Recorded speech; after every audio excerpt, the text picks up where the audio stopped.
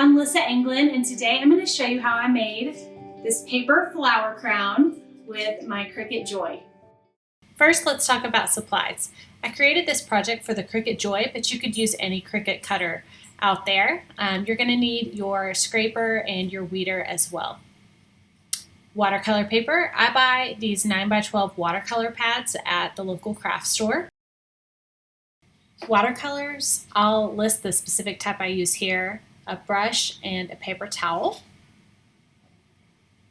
a hot glue gun with plenty of extra glue sticks, some scissors, and some ribbon. I'm using 3/8 of an inch ribbon that I picked up at a craft store. Pretty much anything will work. Now let's get started. You're going to want to find the 2 files I've uploaded to the Cricut Design Space. The links will be in my blog post and in my video here. One thing I did want to mention before we get started is that this particular design features 2 different flowers, a peony and a daisy, as well as some leaves. And I've uploaded all of the cut files into the Cricut Design Space in 2 different files, one under the peony and one under the daisy. If you want to make a flower crown with just the daisies, you totally can, or just the peonies, you totally can. But you'll find the cut files for the leaves on the same cut file as the daisies. So if you decide to make one that's all peony, you might want to grab that daisy cut file just to cut out some leaves as well. So let's get started with the daisies. Once you click on the cut file, you will just click Make It. I've designed this specifically for the Cricut Joy, and it's already ready to go in a 4x6 format to be printed or cut with the mat. So we're going to select mat.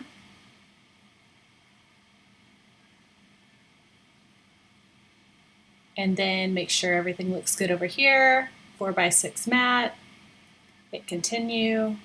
I'm going to select medium cardstock. Even though we're using watercolor paper, it's about that thickness, and so this will work perfectly for that. And then for pressure, I'm going to go ahead and put more. If you find that more is not cutting deeply enough for you once you do your first cut, you can also choose to have it recut before you unload your mat, and I would recommend that as well. So I'm going to take the watercolor paper out of my pad. And I don't love rulers, so I'm just going to eyeball it. I found with these 9x12 pages, I can get 3 pieces of paper to cut from on the Cricut 4x6 mat. So I'm going to cut off the bottom one and then cut the top half. And now I have 3 pieces of paper I can stick right on that mat.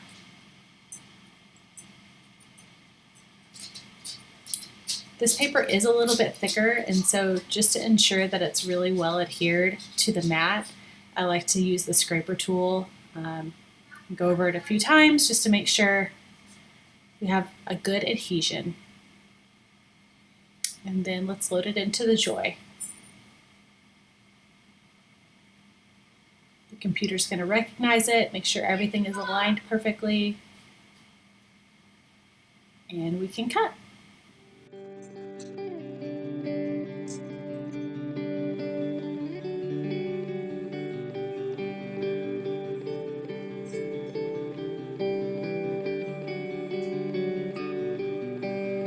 Now the Joy is pretty quick at cutting, especially in this 4x6 size, but I did speed the video up just so that you didn't have to watch the whole cut process.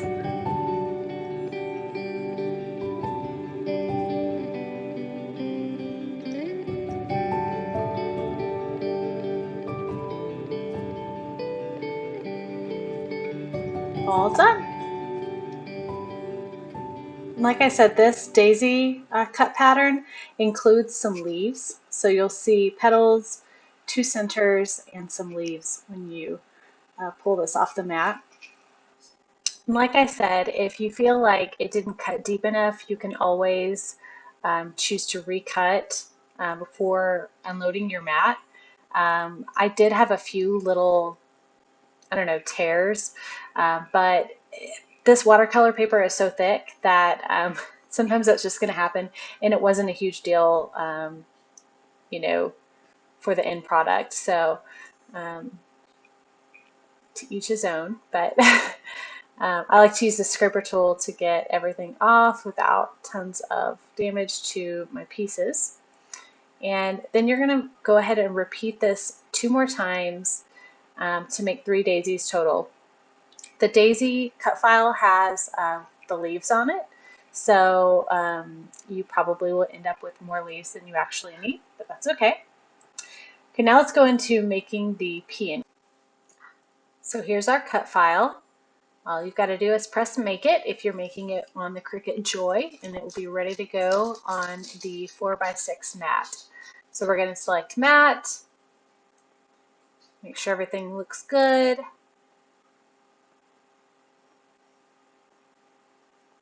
Again, we're going to select the medium cardstock, go for more pressure, and load our mat.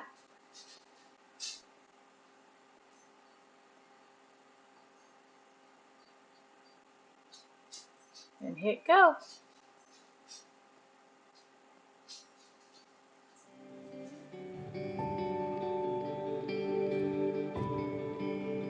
This is sped up again, but I found that using the cut time to weed and pull out all the pieces is a good use of my time.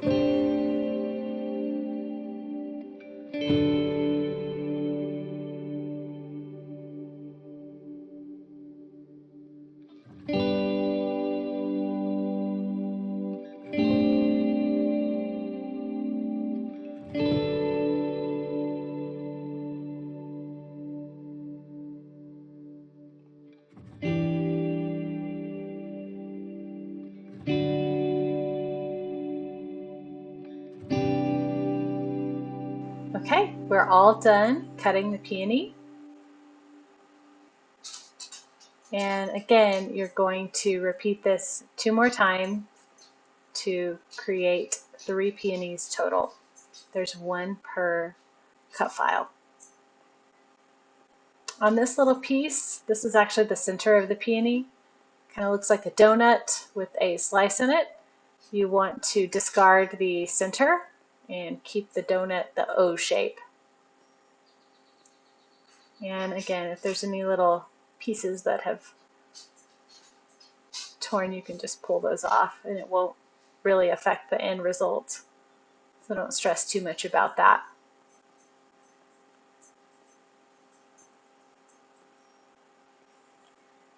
All right, let's go ahead and put together the daisy. I put them on this piece of blue paper so that maybe you can see the pieces just a bit better. So the first thing you're going to do is take one of these petals, put your finger in, and then just kind of bend it with your fingernail. And then you're going to kind of curl the rest of the piece with your finger, kind of like you would with curling ribbon. You're just doing it with your hands. Then you're going to add a dot of glue, find one of these center pieces. There should be 2 of these little circles for each daisy, and glue it on.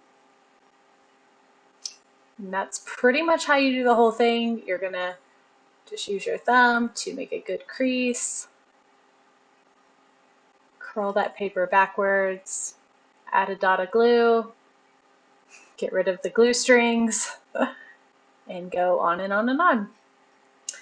There's really no rules about how you need to place these around the circle, the center dot.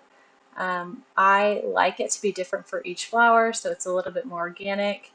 And so I would not stress about trying to make them too even or too perfect, because they're not created to be that way. So don't worry too much about that. You can literally just keep going around the circle and building it up as you go, gluing one on top of the other in the back.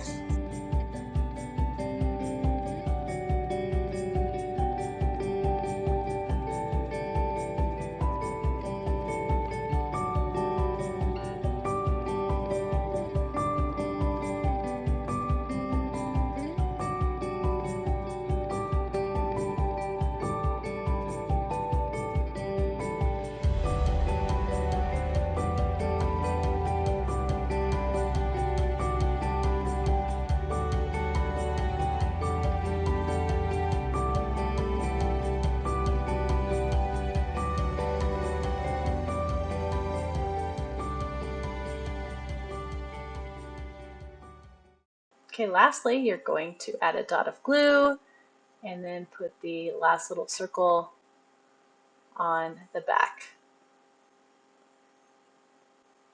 And we're done with the daisy.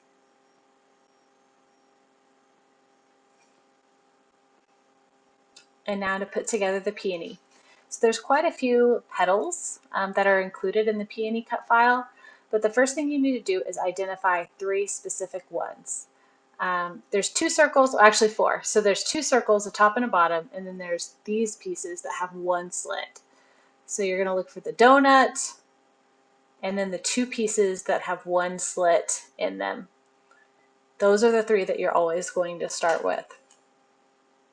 So the very center of the peony is this donut shape that has a slit in it.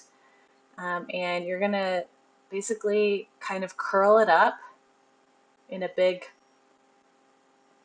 cone type shape, basically, a little roll it basically. It's not always going to be perfect, and so don't expect it to line up perfectly. It's just not how nature works, guys. So I'm going to add a little dot of glue and start rolling. Make sure that's well adhered, and then just keep on rolling around. If your ends are sticking out like this, just do not stress about that. Glue it together.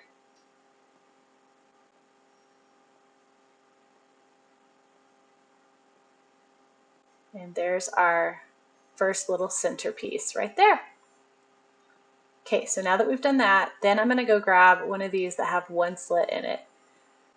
Fold one of the flaps forward and add a glue dot on the other one. Then you're going to kind of bend it over the top and make kind of a cone shape with the whole piece. Again, it's not going to line up perfectly, and if you have pieces sticking out, do not stress about it. It's totally fine. Same thing with this next piece. These 2 pieces are not identical, but it does not matter which one you do first. It doesn't matter if they're perfectly aligned. I like a project with quite a bit of forgiveness. So now we have our 2 cone pieces. I'm going to take one of them, add a glue dot, and take the smallest center piece and glue it on the inside.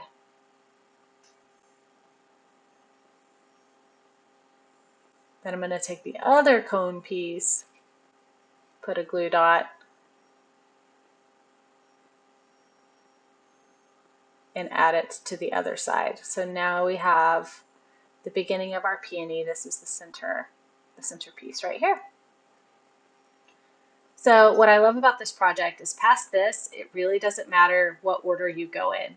All of the rest of the petals have 2 slits in them, kind of creating 3 little pieces at the base of them. And so how I recommend doing this is folding out the center piece, adding a bit of glue, and then folding in the 2 edge sides so that the piece starts to curve a bit.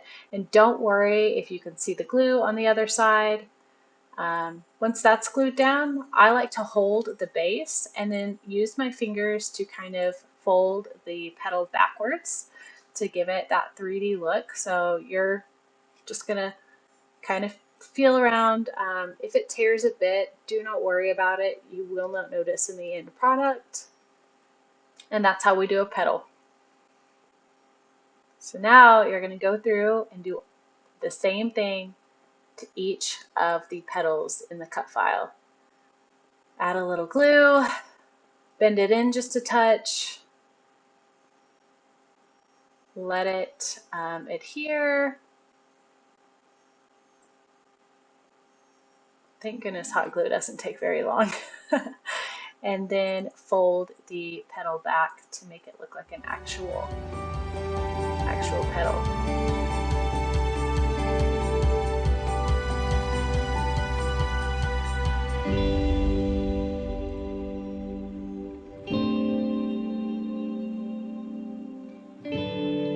So let's speed this process up. You'll find that the more you do it, the easier it gets.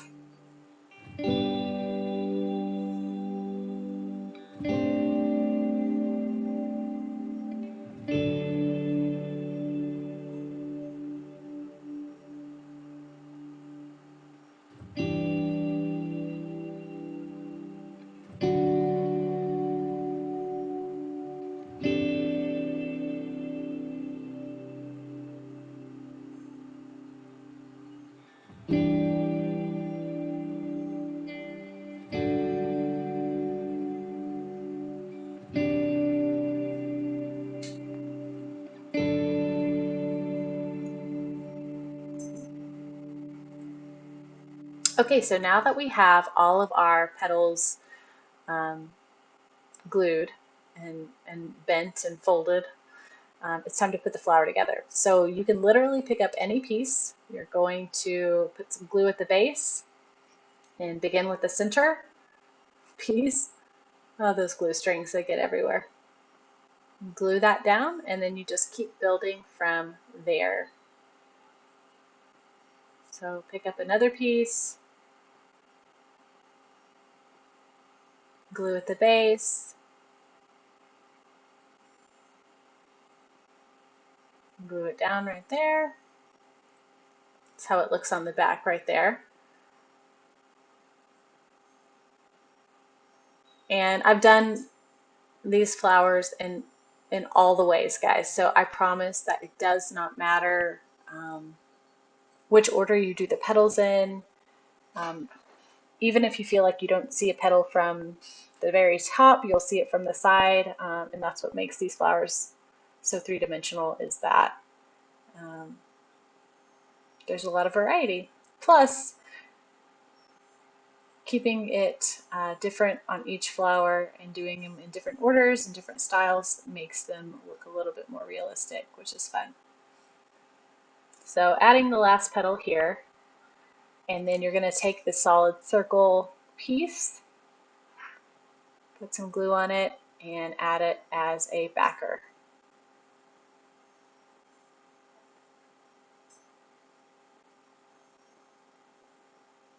Perfect. So there's our peony right there.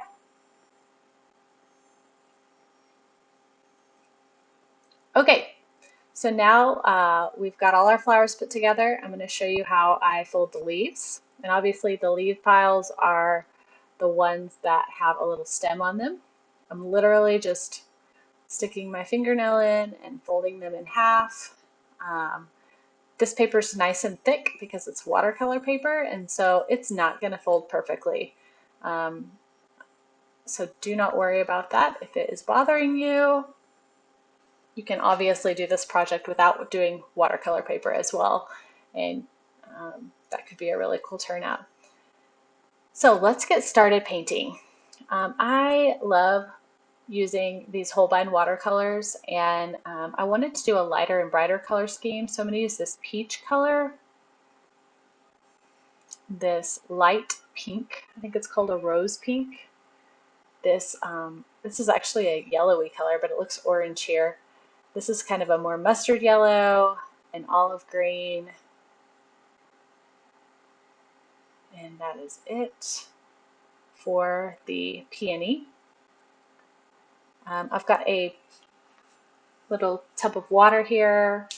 My watercolor brush, doesn't matter what type of brush you use. I'm obviously not using a huge one.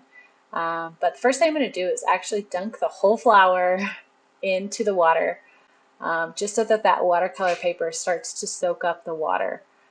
We're going to use a technique called wash, which is where you basically get the whole surface of the paper wet, and then once you touch it with the watercolor pigment, the pigment spreads really well. And so that's going to be to our advantage when we're working on these, because it means that you'll just get a lot of cool flow in your painting. So I'm picking up the main color I want to use here, adding a little water to it, and I'm going to actually just start by going around the edges of the flower, just on the very edge. And you can see how once you get the pigment on there, it does start to spread. And it's eventually going to spread all the way down into the center of the flower.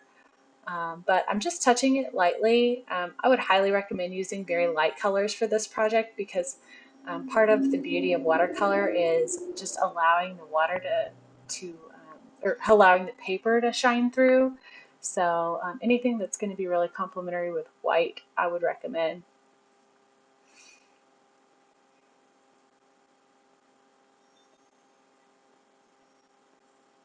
If you feel like it's not spreading as much as you want, grab some water and just kind of pick it up and paint it into where you want. If the paint starts to puddle at the bottom of the flower, do not worry.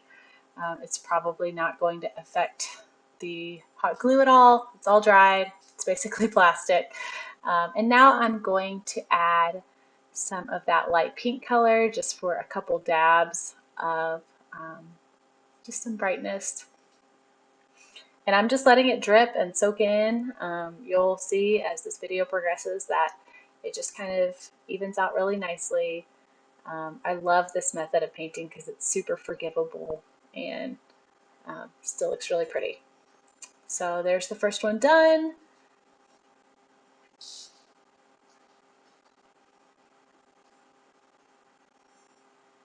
These particular flowers, I wanted to be a little bit more peachy orange than the original ones I did. So in the original ones, I used a lot more of just the rose pink and just a dab of the peach. Pretty much the opposite of what I'm doing this go round. So if you want more pink, use more pink. And you can see how the color has mixed into the flowers, which is really quite nice. So let's go ahead and start with the daisies. I'm going to do the exact same thing here. Dunk them in the water, shake them off. If for any reason you feel like your paper is getting flatter or changing shape because of the water, it's really no big deal. All you need to do is just wait for your paint to dry, your flowers to dry, and then you can kind of go back in with your fingers and recurl those petals. On these daisies, I wanted to use a purple instead of the yellow that I used last time. So I'm going to mix up kind of a warm reddish purple color and then also add in a little bit of that rose pink that I was using previously just to kind of complement each other and warm it up a bit. So I'm grabbing that and then I'm just going to start painting it on the daisies. There's a lot of water on these flowers right now and it hasn't soaked in quite well just yet, so I'm just getting paint everywhere, and there's really no work, like no reason to stress about how it's looking. Watercolor is pretty forgiving, like I said, and so you can go back over it. Um, if all else fails, use a paper towel to dab up what you didn't like and then start over again. But that's the beauty of using really lighter colors and doing a wash like this is it's very light, and if you mess up, you can kind of fix it most of the time.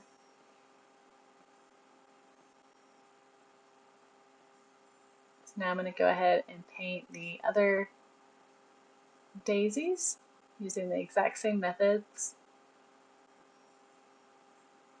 I really didn't worry too much if I didn't get all the way down, into the center, especially on those back petals. Just kind of painted what was on top, what I like to see. Okay, so now that the paint is dried on this first one that I painted a little bit, it's gotten a little less wet. I'm going to go ahead and add a little bit more pigment into the center because I wanted it to be just a bit darker in the center. So that's what I'm doing right now, is just kind of making it just a tad darker, and because it's still not completely dry, it's going to spread out nicely for me.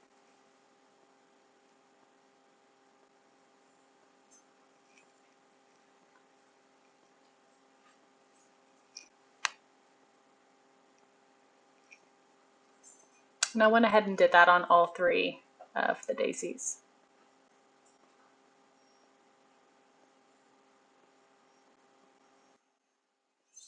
You'll notice I'm not painting the centers right now, and that's because I want them to have a little bit more contrast. And if I painted them right now, everything is still so wet that it's likely that that color would be absorbed up into the petals. So I'm just going to let them dry for a little bit and paint the leaves. And then once I'm done with the leaves, I'll go back and paint the centers of the daisies.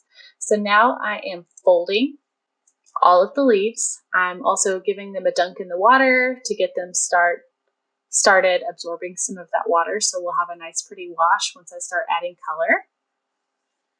Getting all that purple out of my brush, and I'm just going to pick up some olive green and just start painting.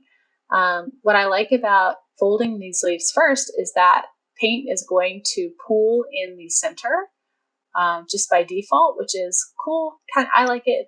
I think it gives it a cool effect. It looks like a vein in the leaf. And leaves are actually super fun to paint because you can literally just throw paint everywhere and they're going to look good. So I'm adding green right now. Here in a little bit, I'll go ahead and pick up a few pops of yellow, that mustardy yellow, and then a little bit of an even darker yellow right here. And you can just literally mix them up and paint all over. I don't think I used all of the leaves that I actually had cut, but I did use most of them. And then I went back and added a few pops of yellow, just dropped the color in, and they started mixing automatically. So now let's go ahead and paint the centers of the daisies. Last time I had more of a sunflower look with a brown center.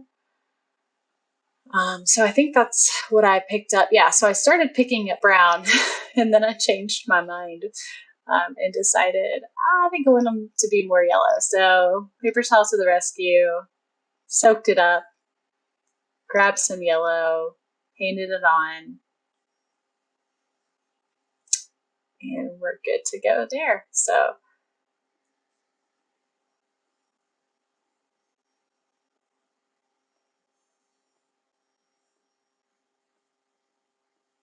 this one actually had some purple on it that I picked up and mixed with the yellow, and I actually really did like it. And then I darkened them up just a touch with a touch of darker yellow. We're all done. So obviously you're going to need to wait for everything to dry before you can start to assemble your flower crown. Okay, now that everything is dry, you're going to need your ribbon, a ruler if you're a particular person.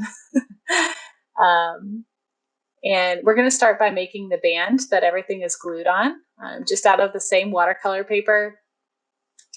I eyeballed this again and cut it to about half an inch, maybe a little bit less, the length of the paper, so 12 inches. And obviously you can make this whatever size you would like it to be for bigger or smaller heads. I did actually hold this band up to one of my daughter's heads just to make sure it would fit, around to their temples the way I wanted it to. So I've got my base piece right here. And I'm just going to start laying out the flowers in the order that I would like to have them. I'm not going to place any of the leaves, just the main 6 flowers. And I'm alternating them, but obviously you can do whatever you like. And I'm sure to tuck in the daisy petals. You don't want them too spread apart because when the band is curved around the head, you'll see some of those in between. So you want to get those flowers in nice and tight as you possibly can. So I'm going to just add a dot of glue and glue it to the band piece.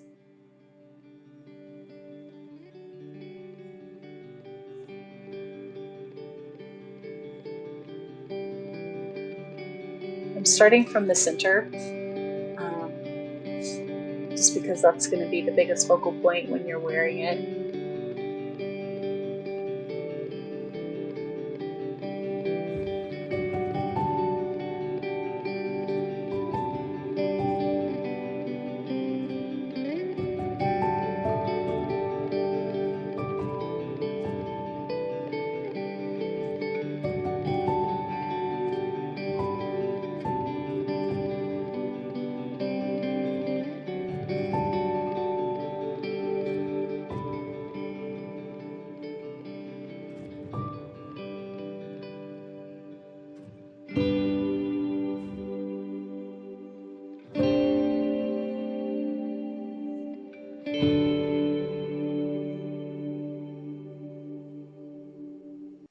And you can tuck the petals in or leave them at top, on top of the peony, just whatever you like. I think I like a little bit of both.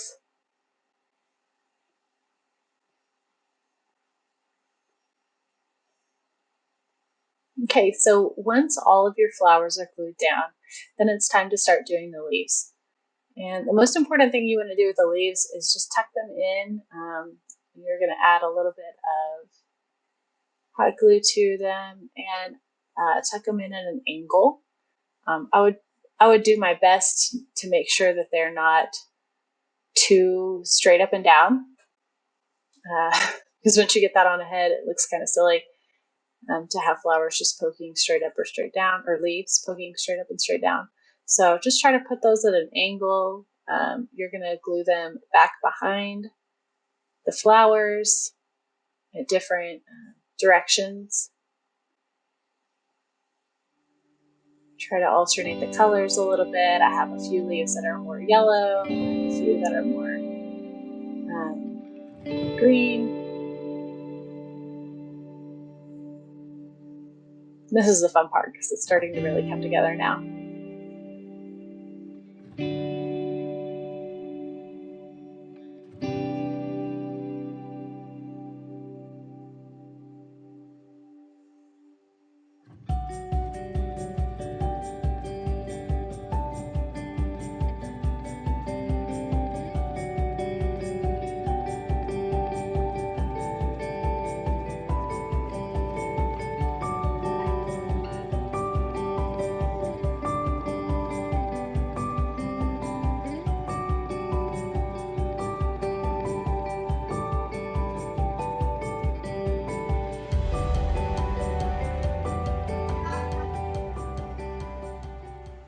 Okay, so now you're going to take your craft ribbon. I did not measure how long I made these. You're going to want to make sure there's plenty of length to tie them in a bow. I made these actually probably 2 to 2.5 feet long, knowing that my girls would enjoy having the long ribbons down the back of their hair. So I purposely made mine long intentionally. But you're just going to want to cut 2 even pieces. Turn your crown piece over. Oh, the glue strings. Will they ever fully go away? And then you're just going to glue them down on either side. It's really, really simple. Nothing too fancy.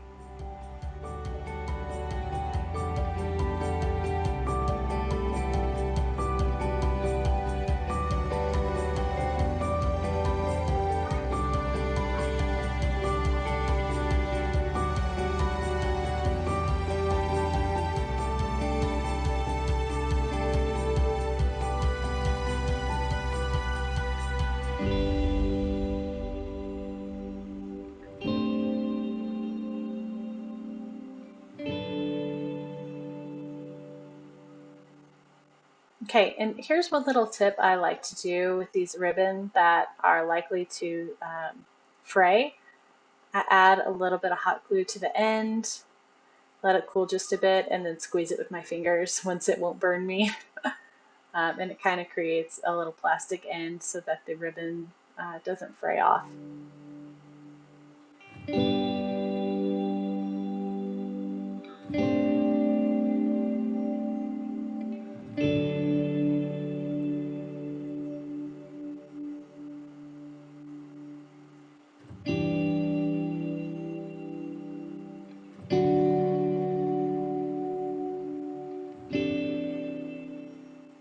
Okay, and that is it. Your flower crown is completely finished.